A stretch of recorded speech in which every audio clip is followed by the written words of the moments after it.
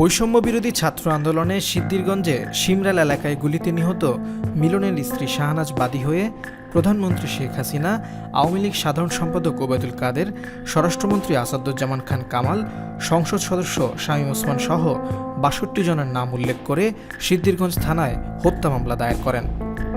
গতকাল রাতে সিদ্ধিরগঞ্জ থানায় এ হত্যা মামলা দায়ের হয়। এ নিয়ে নারায়ণগঞ্জে তাদের বিরুদ্ধে ২টি হত্যা মামলা দায়ের হলো। মামলা সূত্রে জানা যায়, গত ২১ জুলাই গণ-অভ্যুত্থানে শিমরাল এলাকায় ঢাকা-চট্টগ্রাম মহাসড়ক দিয়ে মাছের আড়তে যাচ্ছিলেন মাছ ব্যবসায়ী মিলন মিয়া।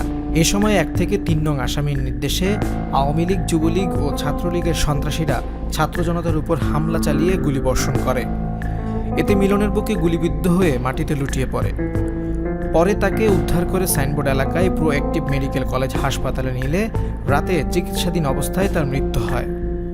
মামলায় আরও আসামিরা হলেন শামীম ওসমানের ছেলে অয়ন ওসমান, ভাতিজা আজমেরি ওসমান, নারায়ণগঞ্জ সিটি কর্পোরেশনের কাউন্সিলর মতিউর রহমান মতি, শাহজালাল বাদল, নুরুদ্দিন মিয়া, রুহুল আমিন, ইফতেখার আলম খোকন সহ মহানগর যুবলীগের সভাপতি শাহাদাত হোসেন সাজনু, আওয়ামী লীগ নেতা জাকিরুল আলম হেলাল, মহানগর আওয়ামী লীগের সভাপতি অ্যাডভোকেট খোকন সাহা, সিদ্ধিরগঞ্জ থানা আওয়ামী লীগের সভাপতি মুজিবুর রহমান, সাধারণ সম্পাদক ইয়াসিন মিয়া সহ ৬২ জনের নাম মামলায় উল্লেখ করা হয়।